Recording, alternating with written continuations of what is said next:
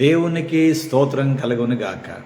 క్రీస్తునందు ప్రియమైన vision cutie fellowship YouTube కార్యక్రమ వీక్షకులందరికీ ప్రభువైన యేసుక్రీస్తు నామమున విజన్ క్యూటీ ఫెలోషిప్ తరఫున ప్రత్యేక వందనాలు, శుభాలు తెలియజేస్తూ నేటి ధ్యాన కార్యక్రమానికి ప్రేమతో ఆహ్వానిస్తున్నాను. ప్రియులారా, నేటి ధ్యానం కొరకు ఏర్పాటు చేయబడిన పరిశుద్ధ లేఖన భాగము యెషయా గ్రంథంలో నుండి 28వ అధ్యాయము మొదటి 13 వచనాలు. ప్రియులారా, సమయానుకూలంగా నేను మీ నిమిత్తము మొదటి 5 వచనం చదివి వినిపిస్తాను. యథావిధిగా మీరు పూర్తి లేఖన భాగం చదివి ధ్యానించాలని ప్రభు పేరట మీకు మనవి చేస్తున్నాను. ముందుగా వాక్యం చదివి ధ్యానంలోకి వెళదాం. త్రాగుబోతులకు ఎఫ్రాయిమీయుల అత్య కిరీటమునకు శ్రమ, వాడిపోవచ్చున్న పుష్పము వంటి వారి సుందర భూషణమునకు శ్రమ, ద్రాక్షారసం వలన కూలిపోయిన వారి బలవంతమైన లోయ తల మీదనున్న కిరీటమునకు శ్రమ. ఆలకించుడి, బల పరాక్రమములు గల వాడొకడు ప్రభువుకు ఉన్నాడు.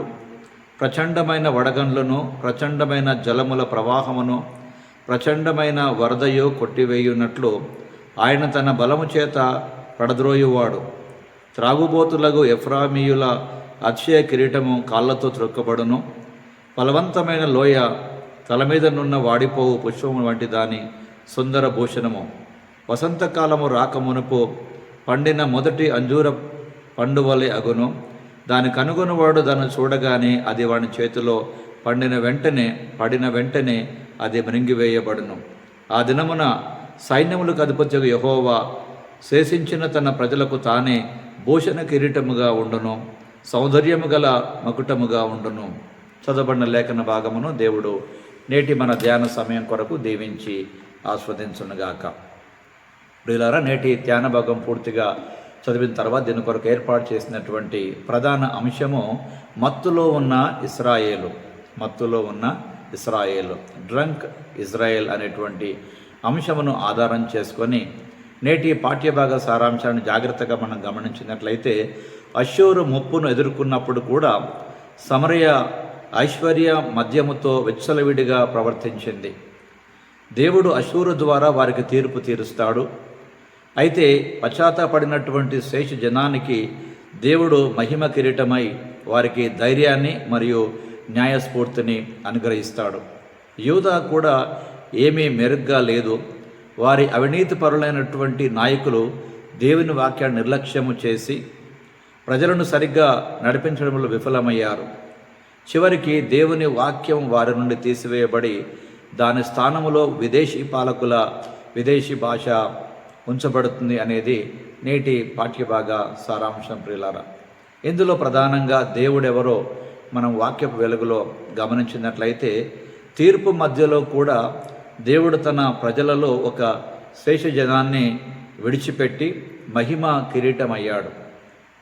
యూదా శేష జనముతో పాటు వారు దేవుని భవిష్యత్తు న్యాయము మరియు నీతి రాజ్యానికి నూతన ప్రజలుగా మారుతారనేటువంటిది వాక్య సత్యం. ప్రియులారా, నా మహిమ కిరీటముగా నేను దేనిని పరిగణిస్తున్నాను? పుష్పం వల్ల త్వరగా వాడిపోయే వ్యర్థమైనటువంటి విషయాల గురించి మనం గొప్పలు చెప్పుకోవద్దు, కానీ నమ్మకమైన దేవుణ్ణి మన నిత్య మహిమగా ఎంచుకుందాం. నేటి ధ్యాన భాగంలో పాల్పొందుతున్న ప్రియ సహోదరి సహోదరుడా, నీవు ఏ విషయంలో గొప్పగా చెప్పుకొని బ్రతుకుతున్నావు? దేవుని విషయంలోనా లేక మరి ఏ విషయంలోనైనా? ఈరోజు వాక్యం ద్వారా ప్రియులారా ప్రభు మనతో మాట్లాడుతున్నాడు. వాక్యాన్ని వినకపోవడం అనేటువంటిది వాక్యాన్ని ఆలకించనందుకు విధించే ఒక శిక్ష. మన వాక్యాన్ని బాధించేదిగా, విలువలేనిదిగా భావించి నిర్లక్ష్యం చేస్తే గనక దేవుని స్వరం మరింత నిశ్శబ్దంగా దూరంగా మనకు వినిపిస్తుంది. ప్రియులారా, నేటి వాక్య భాగంలోని ప్రభు మనతో మాట్లాడుతుండగా వాక్యము దొరకని కాలం ఒకటి రాబోతుందని, దాన్ని వాక్య కరువుగా ఉండేటువంటి ప్రాంతంగా మనం చూడబోతున్నాం. ప్రియులారా, కనుక వాక్యం మనకు దూరం కాకమునిపే వాక్యం అందుబాటులో ఉన్న ప్రియులారా మనం జాగ్రత్త పడితే కనుక వాక్యమైనటువంటి దేవుని ద్వారా మనము దీవించబడతామని నేటి పాఠ్యభాగం మనకు జ్ఞాపకం ప్రియులారా. కాబట్టి ఆనాటి ఇశ్రాయేలు ప్రజలు వాక్యాన్ని పక్కన పెట్టి లోకంలో ఉన్నటువంటి అనేక మంది ఐశ్వర్యం కలిగినటువంటి వారితో, అధికారం కలిగిన వారితో వారు పొత్తు పెట్టుకోవడం ద్వారా దేవుణ్ణి మరచి వారు స్వంతగా జరిగిన కారణం చేత ప్రియులారా దేవుడు వారికి దాన్ని మత్తుగా చేశాడు. కనుక వారు ఆ మత్తులో ఉండి నిజముగా దేవుణ్ణి గుర్తించినటువంటి వారుగా మిగిలిపోయారు. కనుక దేవుని తీర్పుకు వారు గురి కావలసి వచ్చింది. ప్రియులారా దేవుడు తీర్పు తీరుస్తున్నప్పుడు కూడా తన దయా కనికరమును కనపరిచే దేవుడి సంగతి మనం మర్చిపోదు ప్రియులారా. కాబట్టి నేటి వాక్య భాగం ద్వారా ప్రభు మనతో మాట్లాడుతుండగా మన జీవితానికి అన్వయింపుగా మనం వాక్యాన్ని చదివినప్పుడు దానితో మనము అనుబంధము కలగకపోతే మన హృదయాలు దూరం అవ్వడానికి అదొక సూచన. మరీ ఆలస్యం కాకముందే మనం వినయంగా వాక్యాన్ని ఆలకించాలి. ఆలస్యం అమృతం విషయం అనేటువంటి చెప్పినటువంటి మాటలే కొంతమంది బోధించినప్పుడు నిజముగా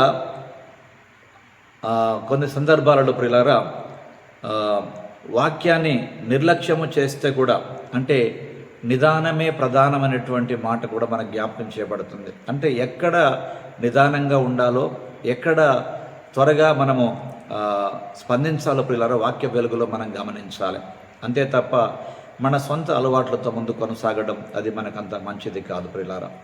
నేటి ధ్యాన భాగంలో పాల్గొంటున్న ప్రియా సహోదరి సహోదరుడా, నీ జీవితంలో వాక్య ప్రకారం జరిగించడానికి ఇష్టపడుతున్నావా, లేక నీ స్వంత ఆలోచన కొరకై నువ్వు పరిగెడుతున్నావో? వాక్య వెలుగులో నీ జీవితాన్ని పరీక్షించుకోమని ప్రభు పేరట మీకు జ్ఞాపకం చేస్తున్నాం ప్రియులారా. కాబట్టి ప్రభువారు తన వాక్యం ద్వారా మనతో మాట్లాడుతుండగా రండి వాక్య వెలుగులో మన జీవితాలు సరిచూసుకుందాం, సరిచేసుకుందాం ప్రార్థన సమయం ద్వారా. ప్రభువా, నేను ఈ లోక సంబంధమైనటువంటి సుఖాలతో చిక్కుకొని వాక్యాన్ని పోగొట్టుకోకుండా ఉండేలా మాకు సహాయము చేయమని, అలాంటి వివేచన జ్ఞానముతో వాక్యమైనటువంటి మిమ్మలను గ్రహించే కృప దయచేయమని, వాక్యానుసారంగా బ్రతికి అనేకులను నీ కొరకు సంపాదించే కృపను గ్రహించమని క్రీస్తు పేరట ప్రార్థిస్తున్నాము పరమ తండ్రి, ఆమేన్. ప్రియులారా, ప్రభువారు నిత్యము తన వాక్యం ద్వారా మనతో మాట్లాడి మన జీవితాలను బలపరుస్తూ ఉండగా దేని కొరకు ప్రియులారా మనము వాక్యాన్ని పోగొట్టుకుంటున్నామో, లేక వాక్యం కొరకు మనం దేన్ని పోగొట్టుకుంటున్నాం ప్రియులారా, ఒక్కసారి మన జీవితాన్ని సరిచూసుకోవలసినటువంటి వారమై ఉన్నాం. కనుక ప్రియులారా, అన్నీ సంపాదించుకొని మనం వాక్యాన్ని పోగొట్టుకుంటే మన జీవితాన్ని పోగొట్టుకున్న వారమవుతాం. ప్రియులారా, భూమి మీద ఏదైనా మనం పోగొట్టుకున్న పర్వాలేదు, కానీ వాక్యము దక్కించుకుంటే ప్రియులారా దేవుని పేరిట మనకు అన్ని దక్కుతాయని జ్ఞాపకం చేసుకొని, ఆనాటి ఇశ్రాయేలు ప్రజనాంగము మత్తులో ఉన్న కారణం చేత సత్యాన్ని గ్రహించలేకపోయారు. ఈరోజు అనేక మంది ప్రియులారా మతం అనేటువంటి మత్తులో ఉండి సత్యాన్ని గ్రహించలేకపోతున్నారు ప్రియులారా. కనుక దేవుని వాక్యం మన జ్ఞాపకం చేసినట్లుగా వాక్యానుసారమైనటువంటి జీవితం మన జీవితాలను బలపరుస్తూ ఉండగా దాని కొరకు ఎక్కువ అవకాశం తీసుకుందాం. వాక్యమయ్యున్న దేవునికి లోబడి దీవించబడదాం. అలాంటి కృప దేవుడు మనకు సమృద్ధిగా అనుగ్రహించాలని మనసారా కోరుకుంటూ వాక్య భాగం ముగిస్తుండగా ప్రియులారా మరొకసారి సమయం తీసుకొని వాక్య ధ్యానములో పాల్పొందిన మీకు మరొకసారి ప్రభు పేరట వందనాలు తెలియజేస్తూ కార్యక్రమం ముగిస్తున్నాను. దైవ కృప మనందరితో ఉండి మనలను తన నామ ఘనత కొరకు నిలబెట్టి నడిపించి వాడుకొనుగాక. Thank you. God bless you all.